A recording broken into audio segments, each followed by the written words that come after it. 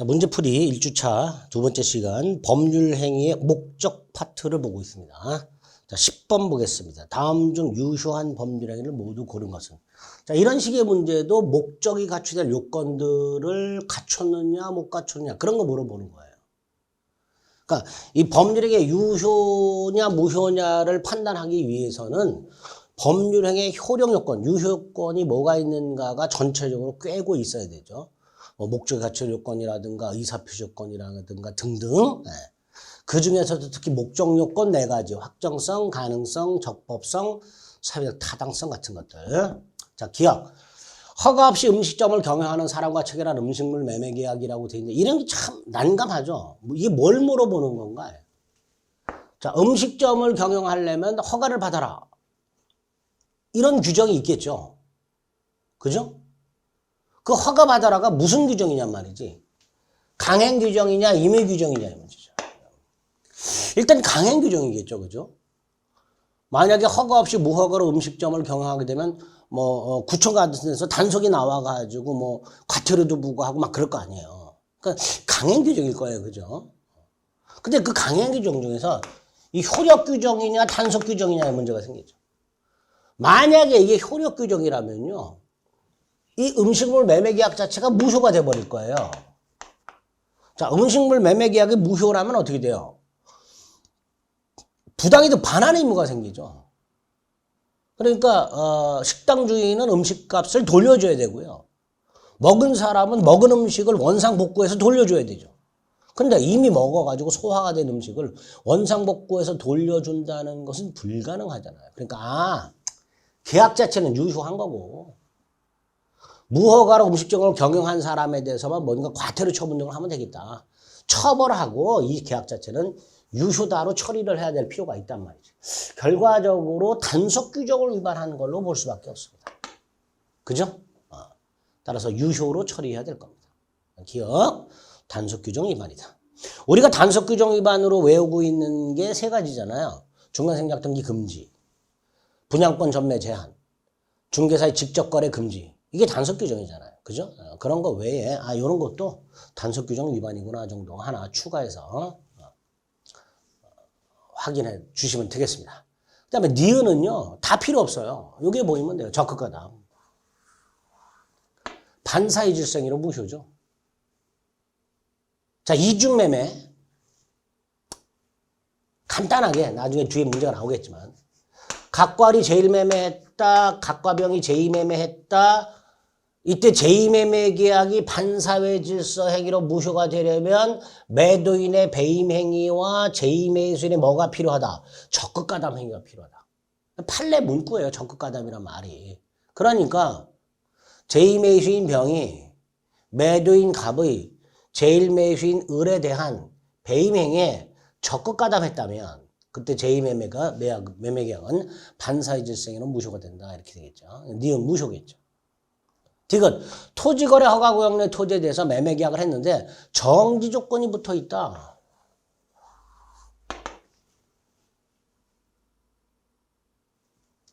우리 농지 같은 거, 우리 토지 형질 변경 같은 거, 용도 변경 같은 거. 예를 들어서요, 토지거래 허가구역 내에서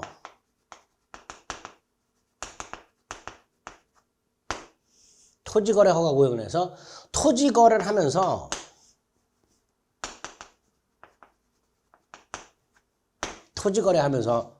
요거 허가를 받아야 유효가 되잖아요. 근데 이렇게 법에서 허가 받아라 하는 거 외에 당사자가 뭔가를 더 붙였어요. 농지 전용 허가.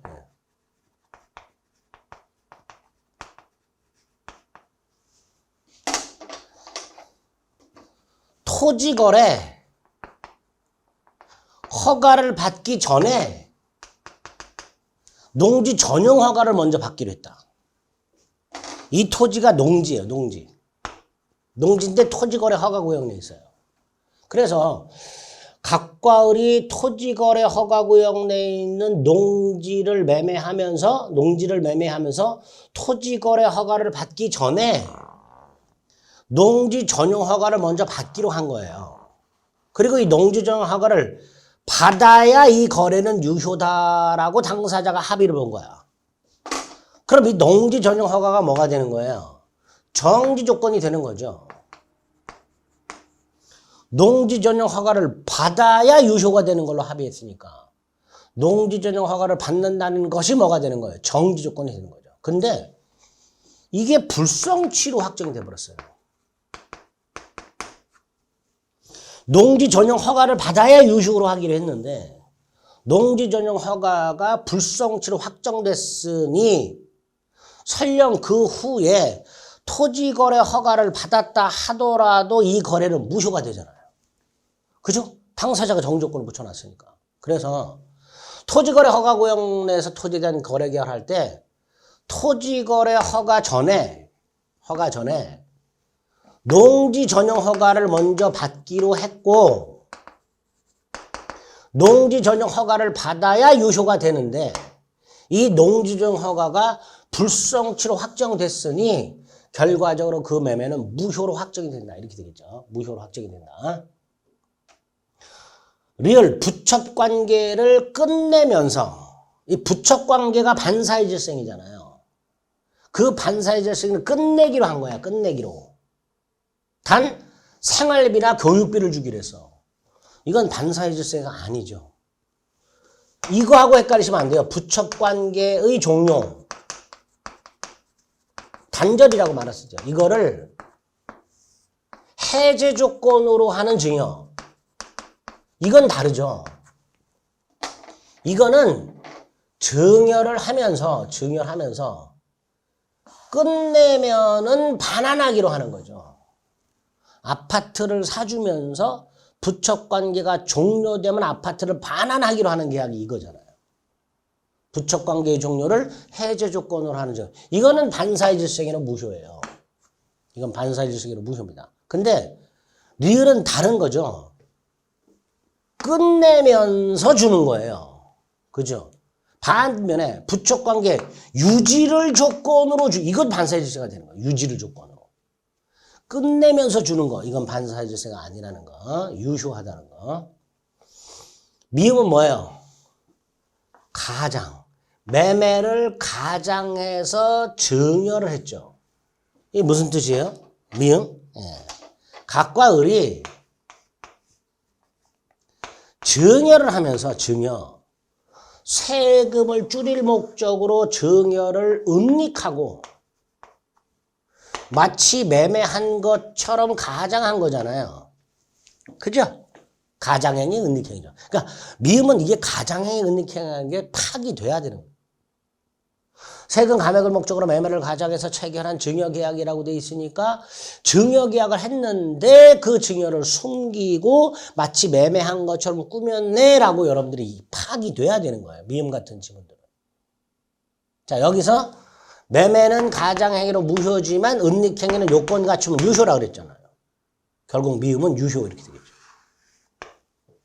그래서 유효한 건 기역, 미음 두 개. 기역, 미음. 리을도 유효라고 그랬죠. 부첩관계를 끝내면서 반사의 질생위를 끝내면서 뭘 주기로 한 거. 이건 괜찮다고 그랬죠. 결국 기역, 리을, 미음. 이 세 가지가 유효한 행위가 되고요. 니은 반사의 질생위는 무효가 되고요. 디귿 정지 조건이 디귿은 뭐 이해도 좋지만 단순하게 정지 조건이 불성취로 확정됐으니 무효구나 이렇게 생각하시면 돼요.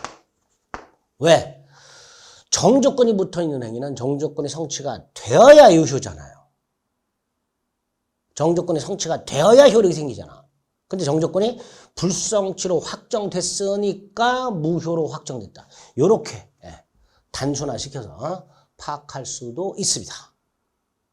아예 지금 디귿 정조건 불성취 로 확정. 그럼 뭐다? 무효다. 이렇게 연결해서 디귿은 확인하시면 되겠습니다. 자, 12번. 자, 11번은 이제 법률의 목적의 요건, 확정성, 가능성, 적법성, 사회적 타당성 중에서 중요한 게 사회적 타당성이죠. 그 사회적 타당성과 관련해서 103조 반사의 질성이 있고요. 자, 반사의 질성에서는 첫째가 반사의 질성에 해당되는 것, 해당되지 않는 것 구별해야 된다고 했죠. 자, 여기 해당되지 않는 게 뭐가 있었어요? 아주 중요한 거가 일단 세 가지가 있었죠. 첫째가 강제집행을 면할 목적의 허위의 근저당권을 설정하는 행위. 우리 지난 시간 문제에서 본 게 있죠. 법률의 성립 과정에 강박이라는 불법적 방법이 사용된 경우. 세금 회피 목적, 의 다운계약서 작성 같은 것들, 양도세 회피 목적으로 뭐 이런 것들. 이런 건 반사의 질서가 아니었었죠. 그 다음에 비자금을 조성해서 소극적으로 임치하는 거. 주지직을 거액을 주고 양수했는데 그 양수한 자를 주지로 임명하는 거.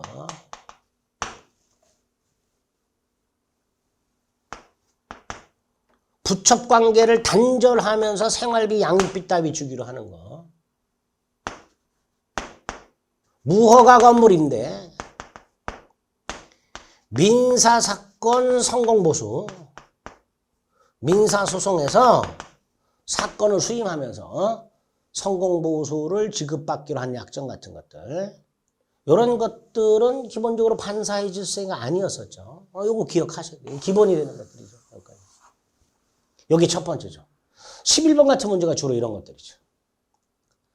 자, 다음 중 반사회적 행위가 아닌 것은 1번 취득시효가 완성된 부동산 소유자가 취득시효 완성 사실을 알고 소유권 이전 등기 의무를 피할 목적으로 자, 갑소유 땅 을이 20년 점유 을이 이전 등기를 청구했더니 갑이 소유권 상실을 염려하여 병에게 팔아먹었다. 그런데 이렇게 갑이 을의 시완성 사실을 알면서 팔아먹으면 불법행위가 되고 이때 병이 적극 가담하면 반사유질성이나 무효가 되는 거죠. 자, 그러면 그대로 대입합니다. 1번 갑이 아들 병과 공모했다. 뭐예요? 병이 적극 가담한 거예요. 아들이. 따라서 반사유질성이나 무효 이렇게 되겠죠. 2번 을이 갑에게 도박 자금을 빌려줘. 을이 갑에게 도박 자금을 빌려주는데 갑이 도박 자금을 갚아야 돼. 지금 갚으라고 을이 쪼고 있어. 안 갚아도 되죠. 이 반사의 질성이니까. 근데 안 갚으면 뭐 신장을 떼버린다는 협박을 하니까 갑이 무서워서 이제 갚는단 말이에요. 갚는데 돈으로 직접 갚는 게 아니고 자신 소유 땅 처분 권한을 줘요, 얘한테. 대리권을 주는 거예요. 그래서 을이 갑의 대리인으로서 처분을 하고 병에게 그 대금, 이게 도박채무의 충당. 이렇게 약정을 하는 거예요. 갑이 을에게 돈이 없다, 땅 가져가라, 이거 팔아가지고 그 돈으로 도박채무 변제 충당해라. 이렇게 약속을 한 거예요. 여기서 갑과 을 사이에 도박 자금을 빌려주기로 하는 것하고 매각대금을 도박채무 변제 충당하기라는 이 두 가지. 요거는 반사의 질서는 무효가 되는 거예요. 요거는 반사의 질서는 무효가 되지만 그 가운데 있는 거 갑이 을에게 도박 자금 변제 목적으로 토지에 대한 처분 권한을 위임하고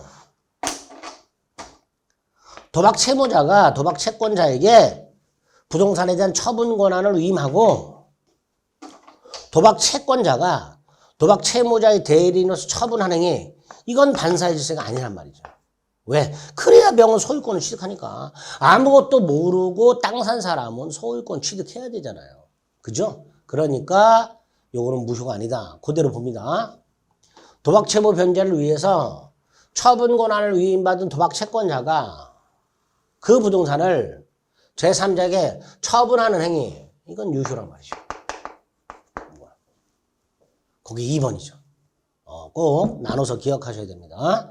도박 채무자가 도박 채권자에게 부동산에 대한 처분 권한을 위임하고 도박 채권자가 도박 채무자의 대리인으로서 매도, 처분하는 행위.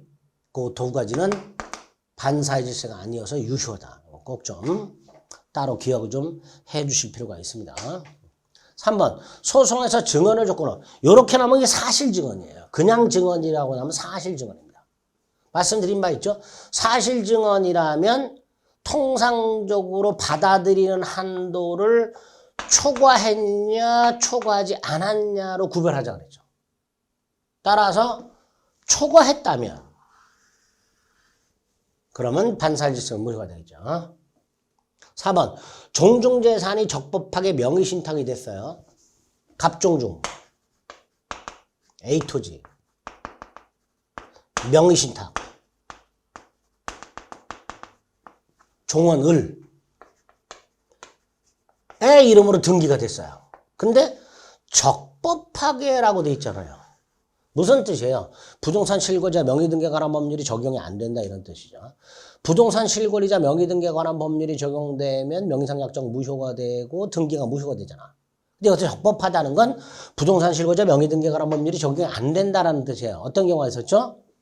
종중이 명의신탁한 경우, 법률은 배우자 사이에 명의신탁이 있는 경우, 종교단체 산하조직의 부동산을 종교단체 명의로 명의신탁을 했을 때는 탈법 목적이 있을 때만 적용이 된다. 만약에 탈법 목적이 없다면 불식법 적용 안 된다. 적법하다. 그거 말하는 거죠. 만약에 이렇게 탈법 목적이 없는 종중 배우자 종교단체 산하조직 부동산의 명의신탁이 탈법 목적이 없다면 그게 적법한 거고, 적법하다면 약정 유효고 등기 유효해요. 문제는 을이 병한테 팔았어요. 당연히 병은 소유권을 취득해야 돼요. 명의신탁 약정이 유효하고 을등기가 유효하다면 대내적 소유권은 신탁자에게 있고요. 대외적 소유권은 수탁자에게 있단 말이에요. 결과적으로 병, 대외 관계잖아요. 갑을 간의 관계가 대내 관계인데 병이 나왔으니까 대외 관계죠. 그럼 을이 소유자예요. 그럼 얘는 선악분하고 소유권을 취득해요. 그런데 이 병이 뭘 했어요? 적극가담을 했죠. 수탁자 을이 팔아먹는 행위에 병이 적극가담을 했으니까 당연히 그건 반사의 질서에는 무효 이렇게 되겠죠. 5번 돈을 빌려주면서 금전소비대책이야. 사회통념상 허용한 대로 초과하는 고율의 이자 약정을 했다. 이 반사의 질서이죠. 뭐가? 요 이자 약정. 그 중에서 초과 부분 이자예요. 요게 반사의 질서입니다. 금전 소비대차 계약도 무효가 아니고 이율약정 자체도 무효가 아닌데 그 이율약정 중에서 사회통념상 허용한 대로 초과하는 부분만 반사의 질서행위로 무효가 됩니다. 근데 이 5번은 또 하나 기억할게요. 그 초과 부분 지급.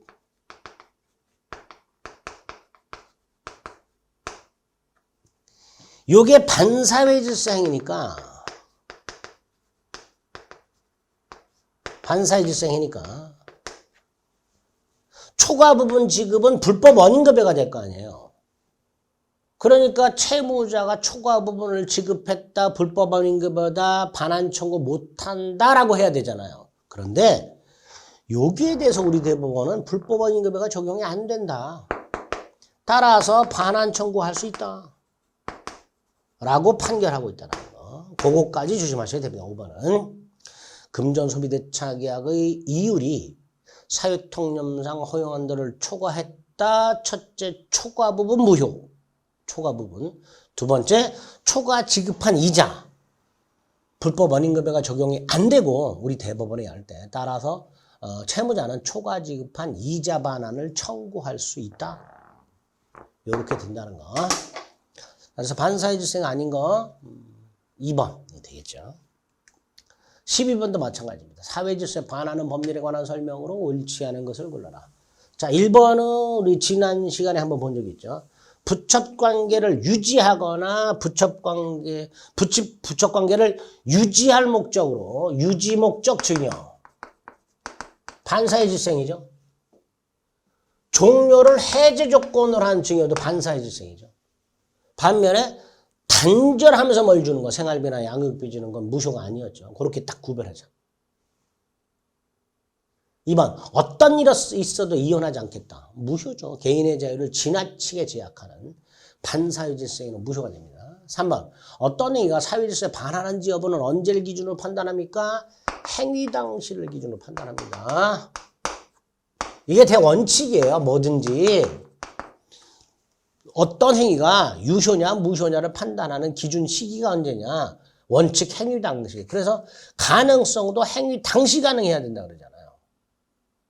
법도 마찬가지야. 행위 당시 법을 위반해야 돼.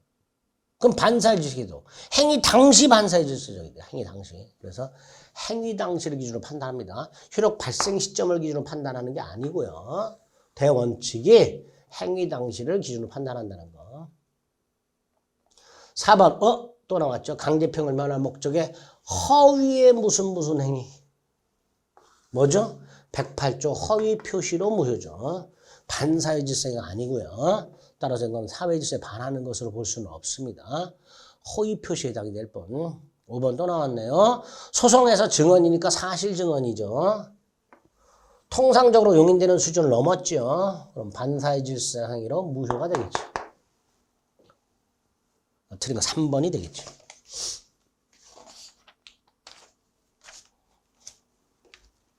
13번 반사회적 법률에 관한 설명으로 틀린 것을 골라라.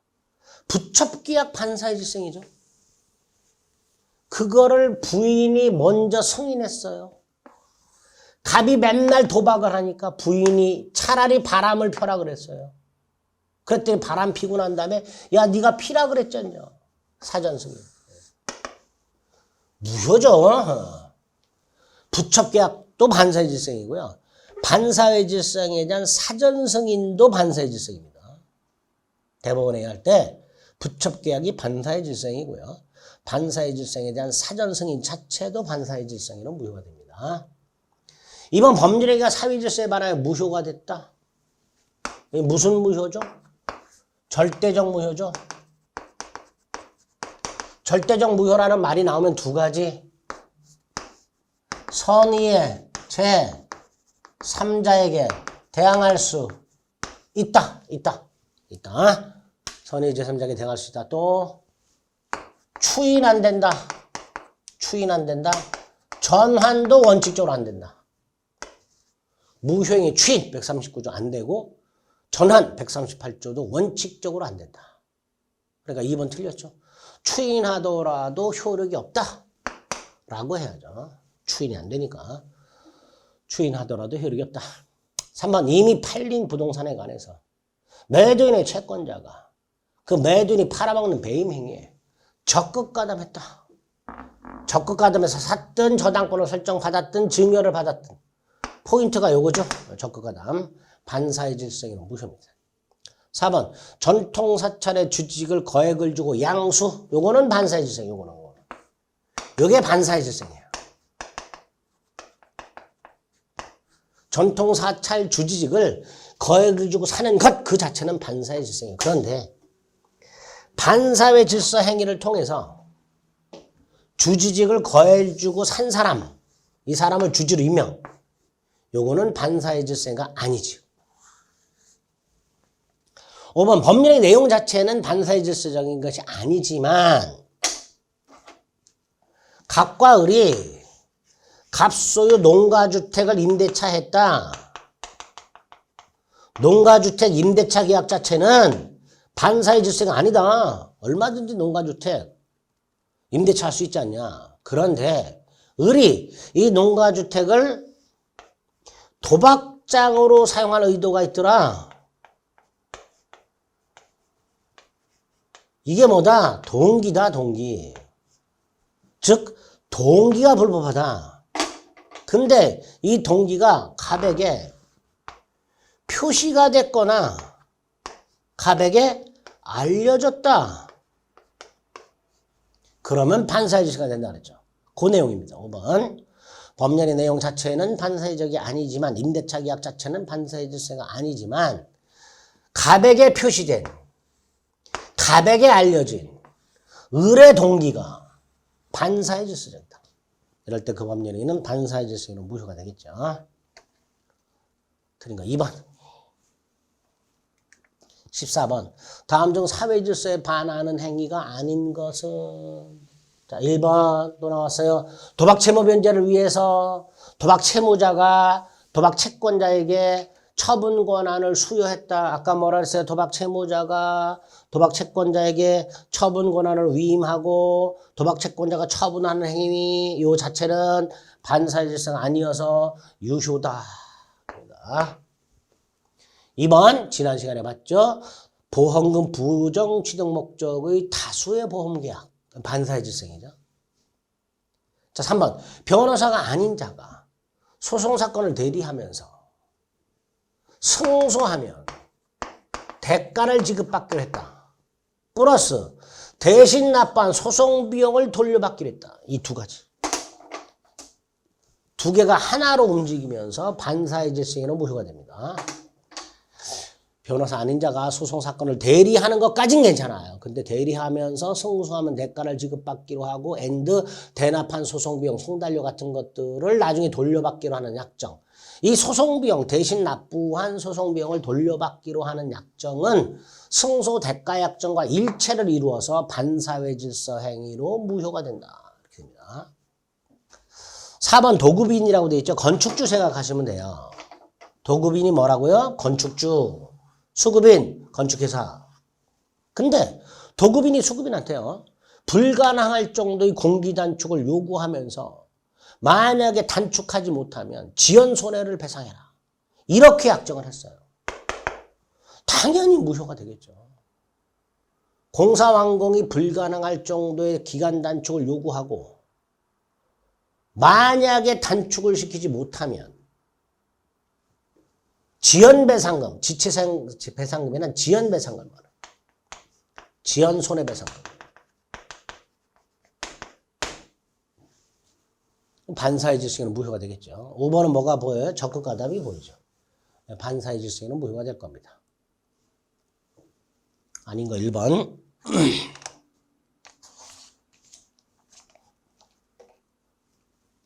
15번 다음 중 반사회적 행위로서 무효가 아닌가. 이렇게 다이렉트로 나오기도 하죠. 자, 1번 민사사건 성공보수죠. 형사사건 성공보수. 요건 반사회 질서에는 무효죠. 반면 민사사건은 유효죠. 반사회 질서는 아니죠. 답이 1번이죠. 2번 도박자금 돼요. 반사회 질서이죠. 3번 적극가담이 보이죠. 반사회 질서이죠. 마약대금, 도박자금 다 마찬가지입니다. 마약자금 빌리는 거, 도박자금 빌리는 거 다 반사회 질서입니다. 그걸 갚는 거 다 반사회 질서입니다. 5번 보험사고 가장 다수의 보험계약 반사회 질서이죠. 따라서 답은 1번이 될 겁니다. 자, 이렇게 103조에서는 반사회 질서행위가 아닌 거 이런 거 구별하라 꼭 말씀드렸고요. 아닌 것들 좀 잘 기억을 해달라. 그 다음에 이제 지금 봤던 동계불법 어떻게 처리하는지 그거 확인하시고 그 다음에 중요한 게 이제 16번 같이 이중매매죠. 사례형처럼 나오죠. 이것도 잘 정리가 돼야 됩니다. 이중매매도. 건물을 을에게 팔아. 중도금까지 받았어. 계약금만 받은 상태에서는 계약금의 100을 상환하고 해지할 수 있으니까 갑이 만약에 을로부터 계약금만 받은 상태에서 팔았다. 이건 배임매매가 아닙니다. 제2매매가 반사회 질서가 되려면요. 갑의 배임매매가 있어야 되는데 그 갑의 배임매매가 되려면 적어도 중도금을 받은 상태에서 팔아넘겨야 됩니다. 자, 어쨌든 갑이 을로부터 중도금을 받은 상태에서 병에게 팔아먹는 계약을 했습니다. 자, 원칙이 뭐죠? 먼저 등기한 자가 소유권을 취득하죠. 원칙. 먼저 등기한 자가 소유권을 취득한다. 두 번째, 을은 갑에게, 병이 아니라 갑에게 채무 불이행 책임을 추궁할 수 있다. 이렇게 되죠. 그 채무 불이행 책임은 뭐예요? 계약 해제 손해배상 청구 이렇게 되겠죠. 이게 원칙이죠. 반면에 예외 제2매매가 반사회 질서 행위로 무효가 되는 경우가 있다. 제2매매가 자, 이때 제2매매가 반사의 질성에는 무효가 되려면 매도인의 배임 행위와 제2매수인의 적극가담이 있어야 되죠. 매도인의 배임 행위와 제2매수인의 적극가담이 있어야 되는데 배임 행위는 좀 전에 말씀드렸어요. 을로부터 중도금을 받은 상태에서 매각. 적극가담은 단순히 제1매매가 있다는 것을 알았다는 것만으로는 적극가담이 아니죠. 알면서도 매도를 적극적으로 요청해야 적극가담이 된다 그랬습니다. 어쨌든 이렇게 매도인의 배임 행위와 제2매수인의 적극가담 행위가 있으면 제2매매는 무효가 된다. 제2매매가 무효가 되면 제2매수인의 등기도 무효가 된다. 따라서 제2매수인과 거래한 자는 선악불문하고 소유권 취득하지 못한다. 절대적 무효니까. 이게 첫 번째죠. 제2매수인과 거래한 전득자는 선악불문하고 소유권 취득하지 못한다. 두 번째, 병등기를 말소하는 방법. 을이 직접, 갑이 직접 말소 청구를 못하고 을은 갑을 대위해서만 말소를 청구할 수 있다. 을은 갑을 대위해서만 말소를 청구할 수 있다. 세 번째, 을은 제2매매 계약을 채권자 취소권 행사에서 취소할 수가 없다. 네 번째, 을은 병에게 직접 불법행위 손해배상 청구할 수 있다. 불법행위 손해배상 청구할 수 있다. 자, 정리. 제2매수인과 거래한 전득자는 선악불문하고 소유권 취득하지 못한다. 을이 병에게, 갑이 병에게 직접 이전 등기나 말소 등기를 청구하지 못하고 을은 갑을 대위에서만 말소 청구할 수 있다. 을은 제2매매 계약을 채권자 취소권 행사에서 취소할 수가 없으며 을은 제2매수인에게 직접 불법행위 손해배상을 청구할 수 있다. 네 가지 기억하셔야 되죠. 그 다음에 대리인에 의한 제2매매. 자, 병의 대리인이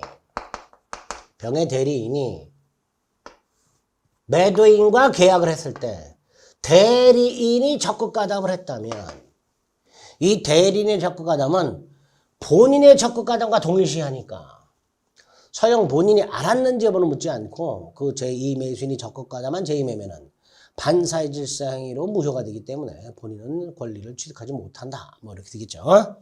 그러면 제1매매, 제2매매가 확대가 되죠. 제1행위나 제2행위가 매매가 아닌 임대차 같은 경우에도 확대 적용된다 그랬습니다. 이렇게 이중매매 사례 형태를 법률 관계를 원칙과 예로 나눠서 정리를 잘 해두셔야 됩니다. 자, 그러면 동그라미 1번. 병이 제1매매 사실을 알고, 단순히 알고 사가지고 등기를 넘겨받으면 적극가담이 아니니까 병이 소유권을 취득하게 될 것이고 따라서 갑의 을에 대한 매매는 뭐가 된다? 후발적 불응이다. 갑을 간의 매매는 갑이 이렇게 등기를 못 넘겨주니까 후발적 불능이 돼요. 근데 후발적 불능이 됐다 해서 무효가 되는 건 아니죠. 후발적 불능이고 일단 갑을 매매는 유효하면서 을은 갑에게 뭘 물을 수 있다? 채무 불이행 책임을 물을 수 있다. 병이 소유권을 취득하고 원칙. 을은 갑에게 뭘 물을 수 있다? 채무 불이행 책임. 후발적 불능. 그죠?